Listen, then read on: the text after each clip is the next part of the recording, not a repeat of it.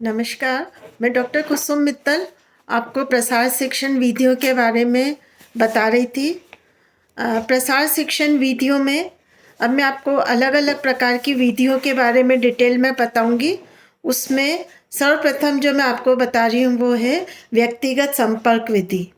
व्यक्तिगत संपर्क विधि प्रसार शिक्षा की प्रमुख 3 विधियाँ होती है: व्यक्तिगत संपर्क, समूह संपर्क एवं विराट संपर्क।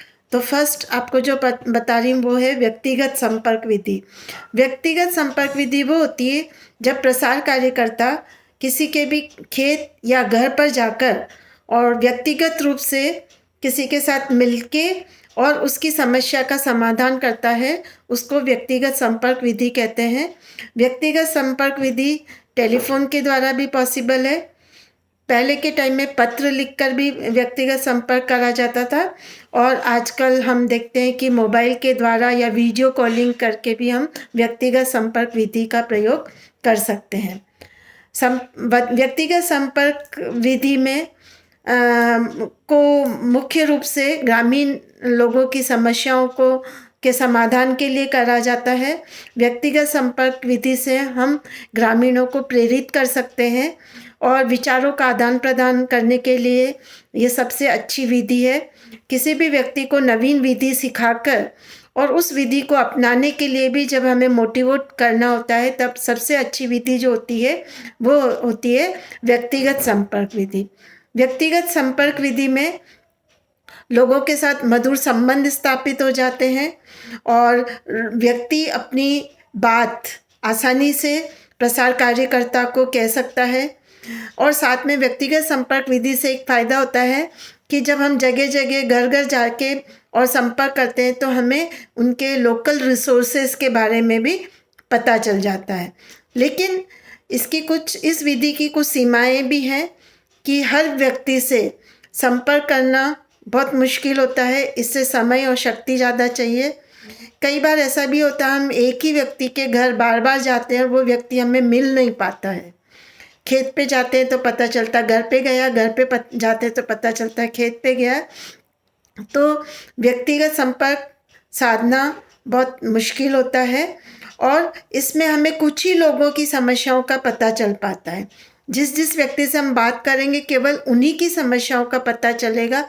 पूरी कम्युनिटी या पूरे गांव की समस्याओं का हमें पता नहीं चल पाता है और हम लोगों की मेजॉरिटी ऑफ लोगों की हम उनकी प्रॉब्लम का समाधान नहीं कर सकते हैं। और व्यक्तिगत संपर्क में एक जो सबसे जो इम्पॉर्टेंट बात आती है कि जिन लोगों से प्रसार कार्यकर्ता नहीं मिल पाता है, उन व्यक्ति का और प्रसार कार्यकर्ता का दोनों के आपस में रिलेशंस खराब हो जाते हैं और जिस व्यक्ति के यहाँ वो जा रहा है प्रसार कार्यकर्ता, उससे भी संबंध खराब हो जाते हैं, क्योंकि जो व्यक्ति नहीं मिल पा रहा है या जिससे संबंध नहीं स्थापित हो पा रहे हैं, उनको लगता है कि प्रसार कार्यकर्ता फला व्यक्ति को फेवर कर रहा है और इस फेवर के कारण वो प्रसार कार्यकर्ता से भी गुस्सा हो जाएगा और जिसके यहाँ वो जा रहा है प्रसार कार्यकर्ता, उससे भी वो गुस्सा हो जाता है और द्वेष की भावना पनप जाती है और उससे कई बार कार्यक्रम का विरोध हो जाता है। और कभी-कभी ऐसा भी होता है कि जो व्यक्ति ज़्यादा प्रसार कार्यकर्ता को अच्छी तरह से अटेंड करता है, कभी कोई प्रसार कार्यकर्ता को कोई लोकल सामान दे देता है, तो प्रसार कार्यकर्ता के दिमाग में उस व्यक्ति के प्रति थोड़ा-सा भेदभाव आ जाता है या पक्षपात आ जाता है और तो पक्षपात की संभावना भी बढ़ जाती है। इसलिए व्यक्तिगत संपर्क केवल लोगों को मोटिवेट करने के लिए सबसे अच्छा होता है। तो इसमें कुछ बातें ध्यान में रखनी चाहिए प्रसार कार्यकर्ता को कि पक्षपात नहीं करना चाहिए और सभी के लोगों की रुचि का ध्यान रखना चाहिए और जो रूढ़िवादी है, अंधविश्वासी है, उन लोगों का ज़्यादा विरोध नहीं करना चाहिए और बल्कि उन लोगों को भी उनकी रुचि के अनुसार उन्हें मोटिवेट करना चाहिए और एक ही एक घर में बार-बार नहीं जाना चाहिए, जिससे कि लोगों में ऐसा नहीं दिखाई दे कि वो पक्षपात करता है। और जब भी वो किसी व्यक्ति के साथ उसके व्यक्तिगत संपर्क में जाए तो ध्यान रखना चाहिए, पहले एक जनरल बात आरंभ करनी चाहिए, फिर अपने काम की बात करनी चाहिए, जिससे कि उन प्रसार कार्यकर्ता में और ग्रामीण में एक लोग रेपट इस्टेब्लिश हो जाता है, मतलब एक तरह से उनमें आपस में संबंध इस्टेब्लिश हो जाते हैं। फिर अगर हम कोई बात उसको कहेंगे तो वो ज़्यादा अच्छी तरह से सुनेगा।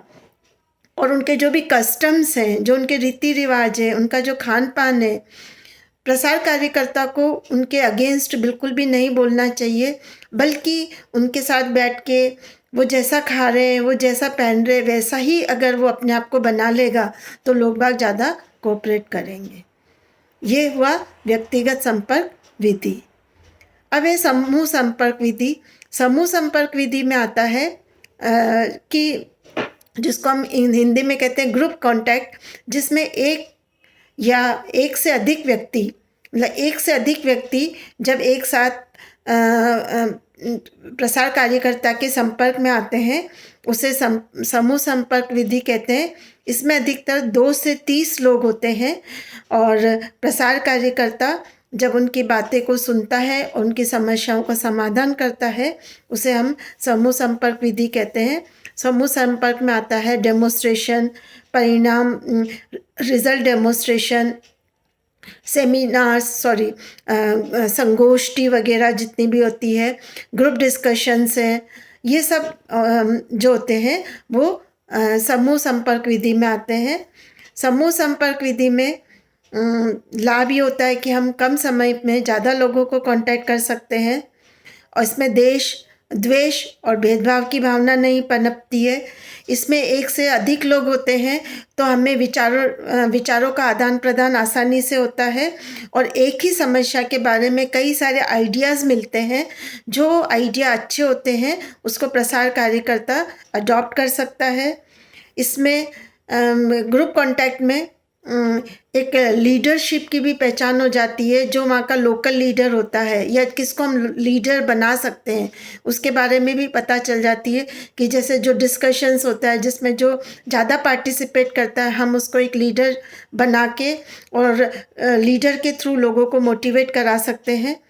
तो इसमें लेकिन ये ध्यान रखना चाहिए किसी एक की विशेष समस्याओं को ध्यान नहीं देना चाहिए। ग्रुप कॉन्टैक्ट में ग्रुप की समस्याओं का समाधान करना चाहिए, सभी व्यक्ति की सुननी चाहिए और ग्रुप में ज़्यादा से ज़्यादा लोग पार्टिसिपेट करें ये ध्यान रखना चाहिए और सभी को बोलने का मौका देना चाहिए। ऐसा नहीं कि ग्रुप में एक ही एक व्यक्ति बोला जाए और दूसरे व्यक्ति सुनते रहें, ऐसा नहीं होना चाहिए। और जो नेता है उसके नेतृत्व के गुण को पहचान कर उसको रिस्पॉन्सिबिलिटी देनी चाहिए, जिससे कि उनमें हम की भावना आती है। और इसमें ये देखना चाहिए ग्रुप डिस्कशन में कई बार मतलब किसी बात को लेकर डिस्कशन हो जाता है और झगड़ा भी हो जाता है, तो ऐसी स्थिति उत्पन्न नहीं होने देनी चाहिए। यह सब प्रसार कार्यकर्ता को ध्यान में रखना चाहिए। धन्यवाद।